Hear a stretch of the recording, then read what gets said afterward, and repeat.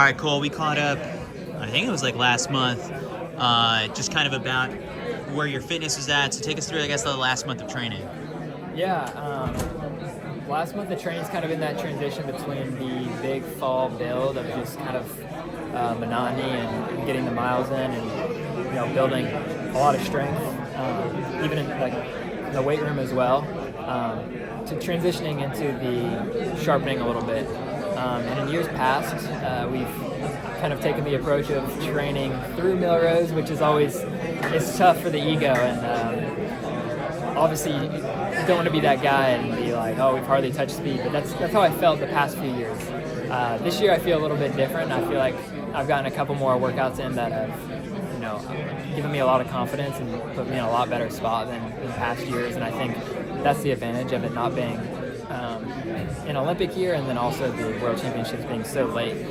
You can make all these, you can do a little peak for indoors, and I'm excited to test it out. Yeah, so I guess you've seen the 3K at Millrose go a variety of different ways. I guess when you made your pro debut here, and then George kicked down that race. Last year it was kind of just like a grind from the get-go with Josh and Grant up in the front.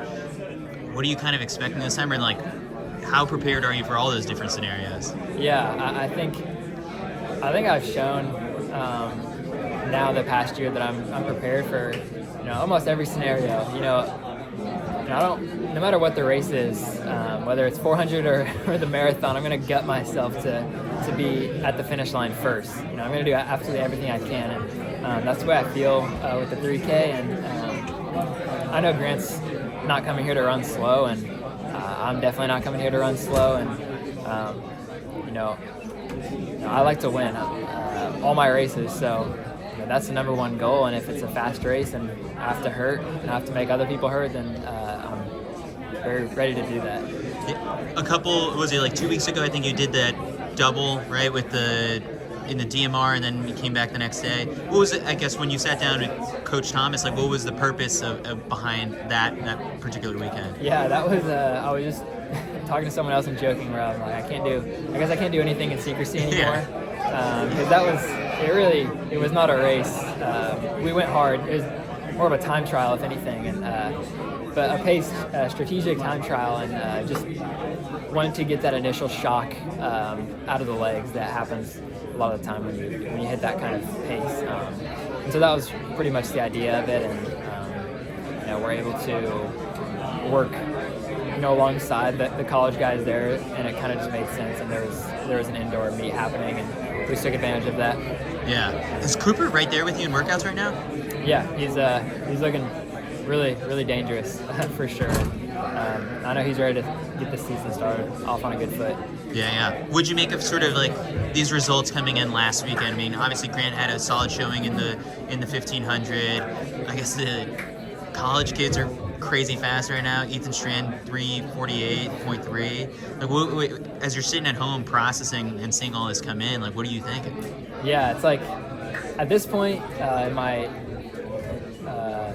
fourth year of being a professional, you get used to it, these crazy times in January and February, and it's the same thing every year where I'm telling myself, I can't control any of these results, so let's just keep on grinding. And it's obviously the college guys are really fit. College guys are always really fit.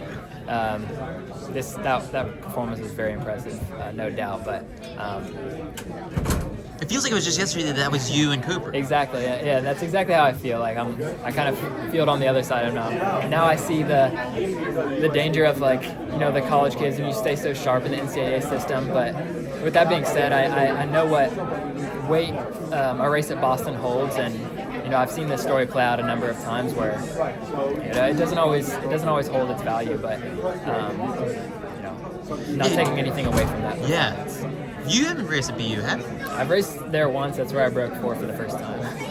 So what do you think of that track now that you see how crazy fast these times are? I mean, your record or your mile run was at Arkansas. How do those tracks all compare? See, if I did it at Boston, we would have run 3:45. That's my I mean, it's no doubt you go to Boston to run a fast time. I'm going to Boston in 2 weeks to run a 5K because I think at this point it's it's kind of silly not to take advantage of it, and definitely for standards purposes, just knock it out where you know it's fast, and you know people are gonna, they're going there to run fast, and it's not going to be strategic and a sit and kick. So I think that's the advantage of Boston. But like I've said, there's been so many results there that are mind blowing, and a fraction of those hold up over the test of time. Yeah. So then you mentioned this 5K. Grant's going for it's been sort of billed as like an American record attempt. So you're the week after, right? Yeah.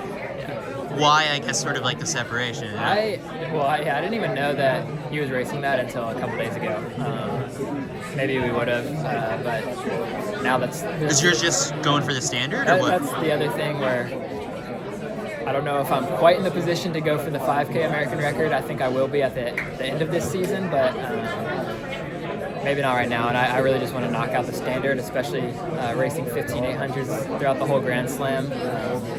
It'd be nice to have the 5K standard under my belt and not have to run one outdoors. Yeah, so I mean, if we take stock of where you're at right now in terms of your strength for the 5K, because you've been vocal about like you want to make both teams this year.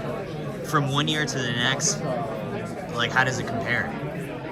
Yeah, I think because we saw what you did in LA, right? Like come outdoor season in May, that's where you were at. So like building towards May, June, when I guess come the championships is when you want to go fast, right? Yeah, exactly. And of course, like I was saying, Grand Slam is going to be 15-8. Yeah.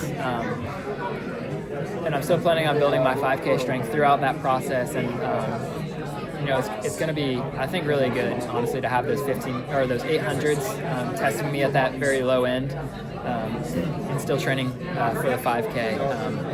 But what I can say is that the schedule for USA's, I think I benefit a lot from that. I think it sucks for a lot of 5K runners that I'm only going to have two 1500s under my belt, and I'm really excited to just run two 15s and then send it for the 5K. It's going to be, I think, a different story than USA's. All right, last thing is Marco Arop, right? Already said he thinks he can run under 3:30. Josh, poked the bear and said he thinks that's cute. I mean, what is your sort of thought about Marco's potential across both events and unpaced races that you're going to see him 4 times? Yeah, I mean, I've never been one to guess what someone else is capable of. I think that's kind of silly, but I think being the silver medalist in the 800 meter, you're a fit human. Like you're going to be able to do other things. So I think he'll be fine. But I'm really interested to see what I can run in 800. Yeah, perfect. All right, cool. Well, appreciate it, and good luck on Saturday. Thank you.